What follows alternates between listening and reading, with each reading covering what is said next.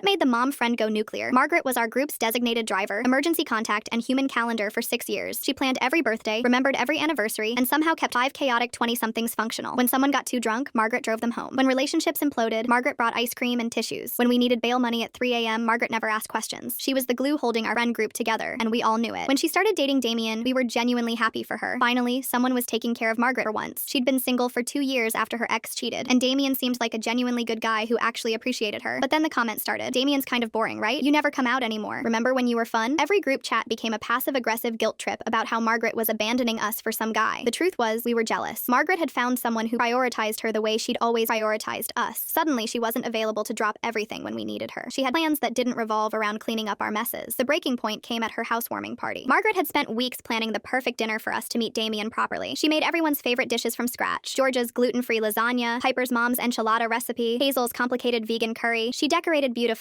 even bought that expensive wine we always requested but never offered to pay for. We showed up 2 hours late, already drunk from re-gaming at Georgia's apartment. The dinner Margaret had carefully timed was cold. The candles had burned down to nothing. You could see her heart break a little when she opened the door. Georgia immediately started flirting with Damien, touching his arm while laughing at everything he said. Piper kept making jokes about how domestic Margaret had become, air quoting domestic like it was some kind of disease. When Damien tried joining our conversations, we'd just ignore him or change the subject to inside jokes he couldn't understand. Hazel brought up Margaret's ex without warning, asking Damien if he knew about all the drama Margaret had been through. Sky kept checking her phone and complaining about how early the party was, even though Margaret had specifically planned it around Sky's work schedule that she'd asked about 3 times. Margaret kept trying to salvage the evening, laughing off our behavior and steering conversations toward topics that included Damien. But you could see her getting smaller with every cruel comment, every dismissive laugh. She'd spent so much effort making everything perfect, and we were treating it like a joke. The worst part came when Margaret started tearing up and quietly asked us to maybe tone it down because Damien was really important to her and she wanted us to like him. Georgia looked her dead in the eye and said, "God, you've gotten so sensitive since you got a boyfriend. This is exactly why we don't hang out anymore. You're not the same person. You used to be fun." Margaret didn't argue, didn't defend herself, just quietly started stacking plates while we laughed and announced we were heading to the bars without her. Damien stayed to help clean up, and I'll never forget the look of pure shame on Margaret's face. A week later, we all got identical texts at exactly 3:17 p.m. After 6 years of friendship, I've realized you've never actually cared about my happiness. You only cared about what I could do for you. The friend you claimed to miss never existed. She was just your unpaid personal assistant. Don't contact me again. She blocked all of us everywhere, changed her number, even quit the job where Piper worked just to avoid seeing her. When we tried showing up at her apartment, the doorman said she'd moved and left no forwarding address. When Georgia's car got repossessed a month later, she had no one to call for rides. When Hazel's boyfriend dumped her via text, she spent the night crying alone for the first time in years. When Sky got food poisoning from that sketchy sushi place, she had to Uber herself to the hospital at 2 a.m. We finally understood what we'd lost. Margaret wasn't just our friend. She was our safety net, our conscience, our backup plan for everything. Without her, our group fell apart in weeks. Turns out the person who's always there for everyone else eventually realizes when nobody's ever been there for them.